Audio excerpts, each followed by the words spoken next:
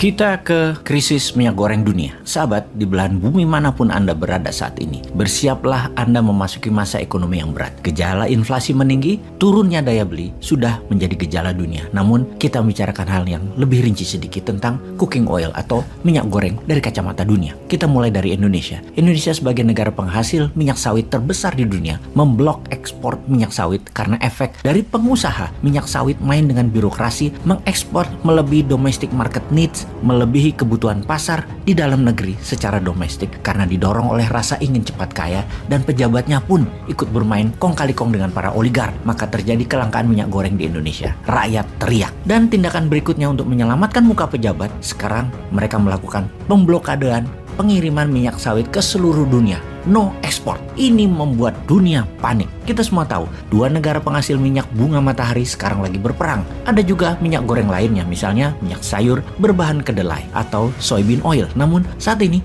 mereka lagi kena masalah dengan iklim yang ekstrim. Terlalu panas di beberapa tahun ini menyebabkan banyak kekeringan yang membuat banyak gagal panen. Juga canola oil mengalami masalah yang sama.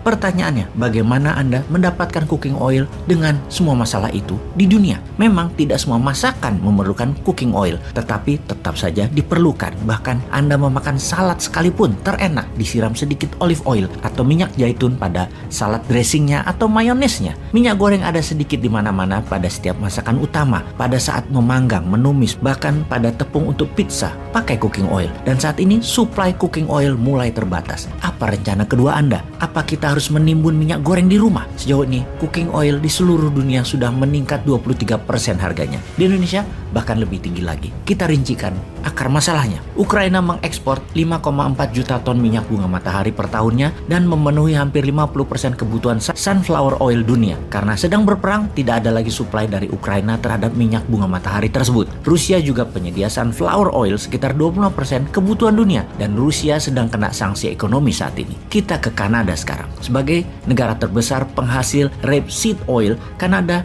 sedang terkena dampak cuaca ekstrim sehingga produksinya turun 26%. Kemudian kita ke Argentina, Brazil, dan Uruguay sebagai negara penghasil soybean oil. Dan negara-negara ini sedang berjuang karena masalah kekeringan yang parah hingga produksi mereka turun lebih dari 30% dalam 2 tahun terakhir. Malaysia, negara terbesar kedua penghasil minyak sawit, kekurangan tenaga kerja di kebun sawit sehingga menurun hasil produksinya. Untuk menambah keruwetan dunia, Indonesia melempar bensin di tengah bara api. Indonesia sebagai negara terbesar penghasil minyak sawit melarang untuk mengekspor minyak sawit. Indonesia merupakan penghasil sepertiga ekspor minyak goreng atau 30 ton per tahunnya. Pengimpor terbesar sawit Indonesia adalah India dan Tiongkok. India bahkan menggantungkan 50% lebih kebutuhan minyak gorengnya dari Indonesia, di mana India merupakan negara terbesar di dunia pengguna minyak goreng. 1 tahun 13 juta ton kebutuhannya. 60%-nya adalah minyak sawit, 20%-nya adalah soybean oil, dan 12% sisanya adalah sunflower oil. Juga sisanya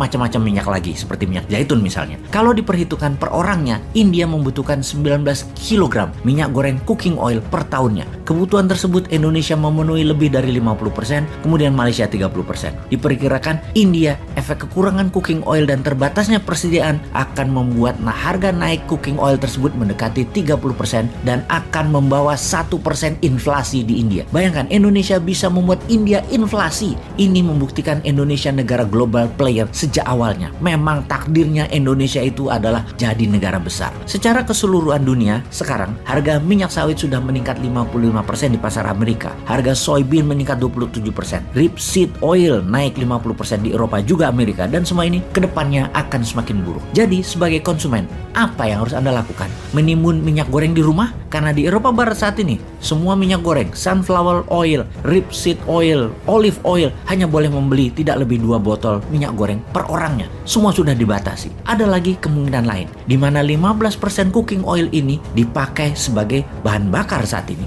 Dulunya untuk menurunkan harga bensin, di mana harga minyak goreng sebagai penyeimbangnya. Sekarang jauh lebih mahal jadinya. Ini membuat dunia akan kekurangan 15% atas kebutuhan minyak sebagai bahan bakar. Lihat betapa mengerikan semua ini efek rantainya. Secara teknis, tidak ada cara meningkatkan produksi. Dan secara singkat, inilah geopolitik yang memukul rumah tangga dunia. Semoga paham.